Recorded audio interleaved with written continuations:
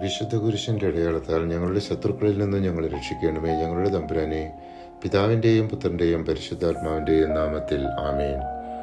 യേശയ്യാ 15-16 അധ്യായങ്ങൾ മോവാബിനെതിരായ പ്രവചനമാണ്. യഹോവയുടെ വിധി മൂലം മോവാബ് ദേശം നശിക്കുന്നു. നഗരങ്ങൾ ശൂന്യമായി തീരുന്നു. ജനങ്ങൾ കരഞ്ഞു വിലപിക്കുന്നു. അവരുടെ ക്ഷേത്രങ്ങളും വിഗ്രഹങ്ങളും ഒന്നും രക്ഷിക്കാനാവില്ല. ദേശമെങ്ങും വിലാപവും കണ്ണീരും നിറഞ്ഞിരിക്കുന്നു. മോവാബിൻ്റെ അഭിമാനം തകർന്നു. അവർക്ക് രക്ഷയില്ല. എൻ്റെ ഹൃദയം മോവാബിനു വേണ്ടി നിലവിളിക്കുന്നു. അവിടുത്തെ ജനം സോവാറിലേക്കും എഗ്ലാത്ത് ഷെലീഷയിലേക്കും പലായനം ചെയ്യുന്നു. ലുഹിത്ത് കയറ്റം അവർ കരഞ്ഞുകൊണ്ട് കയറുന്നു. ഹൊറോനാമയിലേക്കുള്ള വഴിയിലും അവർ നാശത്തിൻ്റെ നിലവിളി ഉയർത്തുന്നു.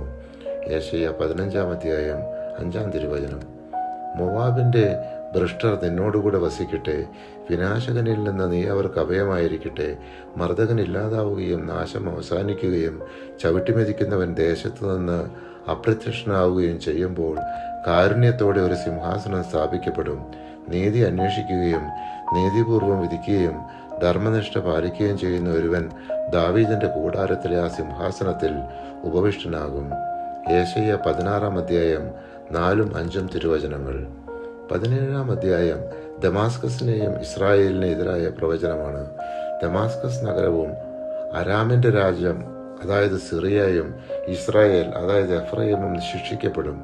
അവരുടെ മഹത്വം കുറയും. ജനങ്ങൾ വിഗ്രഹങ്ങളെ ആശ്രയിച്ചതിനാൽ അവരുടെ വിളകളും നഗരങ്ങളും ശൂന്യമായി തീരും. എന്നാൽ അവസാനം അവർ സൃഷ്ടാവായ ദൈവത്തെ ഓർക്കും. എന്തെന്നാൽ നിങ്ങളുടെ രക്ഷകനായ ദൈവത്തെ നിങ്ങൾ മറന്നുകളയുകയും നിങ്ങളുടെ അഭയശിലയെ നിങ്ങൾ വിസ്മരിക്കുകയും ചെയ്തു. അതിനാൽ നിങ്ങൾ തോട്ടങ്ങൾ നട്ടുപിടിപ്പിക്കുകയും അന്യദേവന്മാർക്ക് വേണ്ടി തണ്ടുകുത്തുകയും നടുന്ന ദിവസം തന്നെ അവ മുളയ്ക്കുകയും ആ പ്രഭാതത്തിൽ തന്നെ അവ പൂവിടുകയും ചെയ്താലും ദുഃഖത്തിൻ്റെയും അപരിഹാര്യമായ വേദനയുടെയും ദിനത്തിൽ അതിൻ്റെ വിളവ് നശിച്ചു പോകും. യേശയ്യാ 17 അധ്യായം 10-11 തിരുവചനങ്ങൾ. പരിശുദ്ധാത്മാവേ, തിരുവചനത്തിൻ്റെ അനന്തശക്തിയാൽ ആത്മാവിൻ്റെ ബലങ്ങളും ദാനങ്ങളും നൽകി തീക്ഷ്ണതയാൽ ഞങ്ങളെ ജ്വലിപ്പിക്കണമേ. ആമേൻ.